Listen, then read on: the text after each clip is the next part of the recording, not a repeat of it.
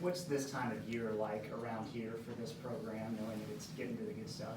Oh, it's the best time of the year. You know, school's behind us, so we're all living in the same building, things like that. Like typically during the year, the freshmen are on, you know, on commons on their freshman campus, and we're kind of separated. But now we're all in the same building, and we just play baseball all day, and it's the best time of year. And obviously, with the expectations this program has, like you're about to get into the time where you expect to be successful. Mm-hmm. Yeah, yeah. I think like being past the whole school part really helps with it, because you can really just, you know, go to practice, go to training, and then, you know, you get to hang out with your friends, you know, pretty much all day, and then, you know, you show up the next day and do it all over again. So it's really the best time of year. There have been some good pitchers that have come through Vanderbilt, but the first time you may have caught Kumar, you look at a guy like that, 6'4", 255.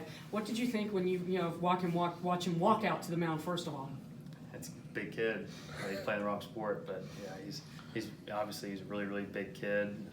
He throws pretty hard. You know, the thing is, like, his fastball spins a lot, so, you know, it says, you know, 95 or whatever on the scoreboard, but it seems a lot harder than that because he's so big, and, you know, he gets like, it feels like he's like halfway to the plate, you know, when he's releasing the ball, just because he's so big, and then the ball really just like gets up on you, and then he's got a really good breaking ball to go with it. So he's gonna be really good.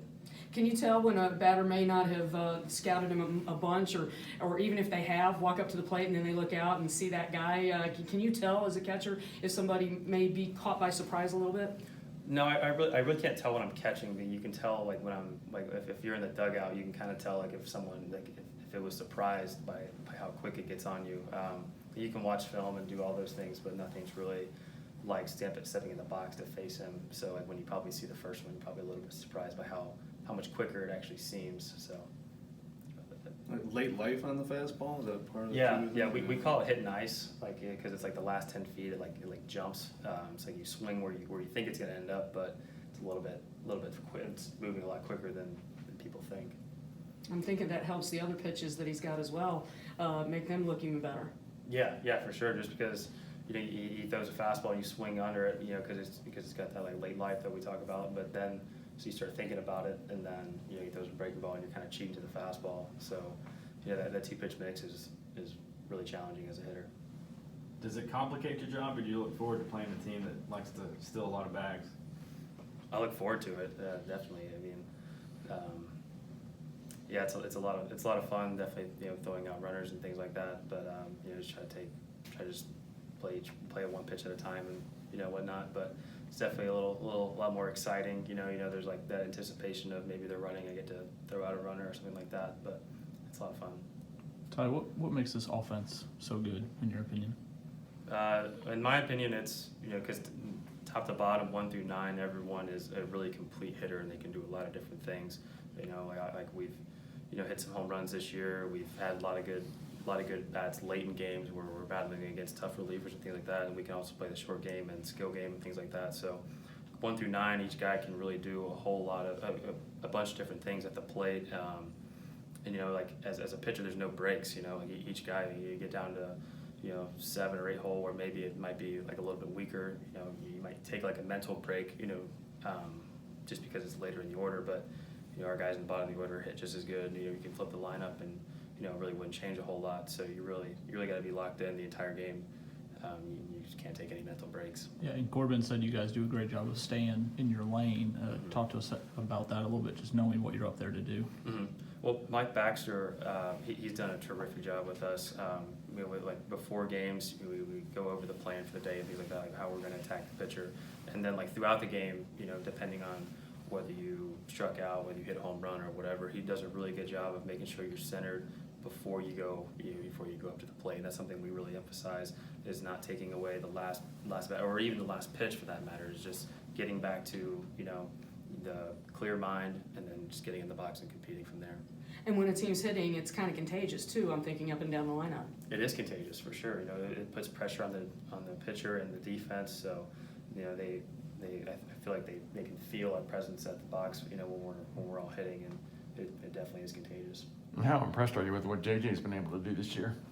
I'm really impressed, but I'm also not surprised. You know, he's my best friend, and you know, we hit together all the time in the off season and things like that. And the kid does some pretty special things at the plate. It's been really fun to watch. But the part I like about it is like his humility, and he doesn't change at all. He's got unwavering positivity and confidence, and he's the same person day in and day out, and that's been really the most impressive part to me. How did the, go ahead. What's Raby had to take it to another level the past 3 weeks? I really don't think a whole lot's changed. You know, I think he's kind of similar to JJ. He's the same kid each day, but he has an unbelievable ability to just stay where he's at. Like he doesn't, you know, ride the ebbs and flows of the game. You know, he goes about his preparation and his routine. He's very deliberate in that, and he just goes out and, you know, the success he's had, he's deserved it. You know, he's earned every piece of it. How did the chemistry and intangibles of this team compare to other teams you've been a part of? I think it's the best. I'm not really sure why, but I'm definitely really close to a lot of different guys on the team. You know, seniors, freshmen. We're all really close, and we all really get along with each other, and it's definitely a really fun team to be a part of. Yeah, I was going to ask you why, if you could Man, speculate.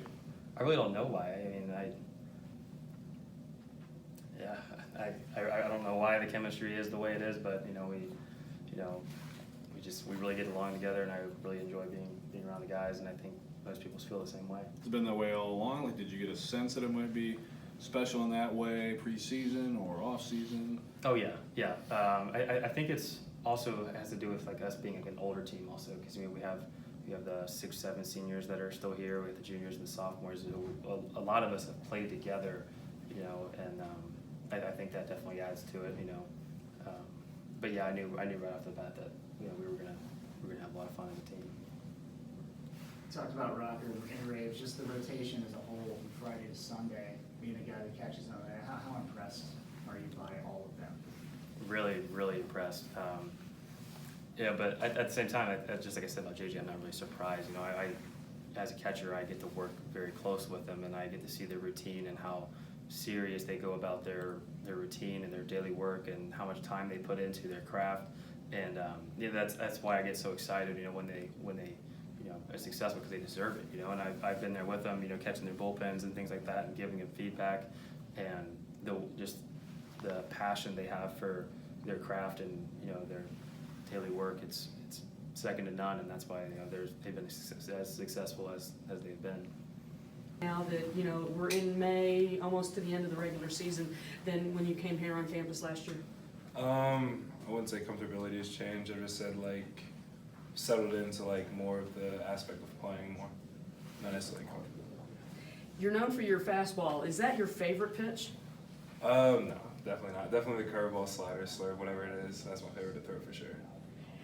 Do you like being able to throw those pitches, and is one maybe more effective for you than even the fastball? I said the changeup's been the newest and most effective for me this season. How fast is that one going? That's around 85, 88. How much of your secondary pitches improved this year? The changeup came out of nowhere. I didn't have that till I got here, and I worked on it when I came in during the spring and used it during now. You've won 4 straight. Are you starting to get into more of a rhythm now when you go out to the mound in the game? 100%. I feel confidence, rhythm, consistency, mechanics, all that is working for me. How did that change when your spot in the rotation changed? Oh, that came out of nowhere. I couldn't tell you where that decision came from, but I guess it worked out for the better. I mean, for you, was it just coincidence that maybe your numbers started getting better when you? What do you think? My thing was I was definitely thinking about putting experience on Sundays, and that's why they moved Raby there. I was like, they got to win the series if it's split. I understood that, and then it moved to Saturday, and I started winning a little bit more, which is good. Yeah. How's this program compared to what your expectations were coming in? What did you Exactly. learn? Exactly what I thought it was. Corbs is everything I asked for. The coaching staff is the way we're treated and the expectations we're held to. It's perfect. Exactly what every player needs to be held to for sure. So it doesn't sound like you've second guessed yourself in your decision to come here. I don't second guess myself. No. But in terms of player, because I know Tim has talked about, you know, a player coach team, a lot of Right, yeah. Yeah, how Seniors much is that the then? seniors step up and they're driving the bus is what we say in the locker room, and they do it well, and it's worked out. Have you picked a major yet?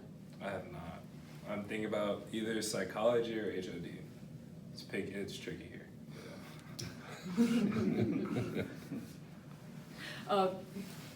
Growing up with your dad, you know, I know that you kind of switched from football and focused on baseball around the age of 15.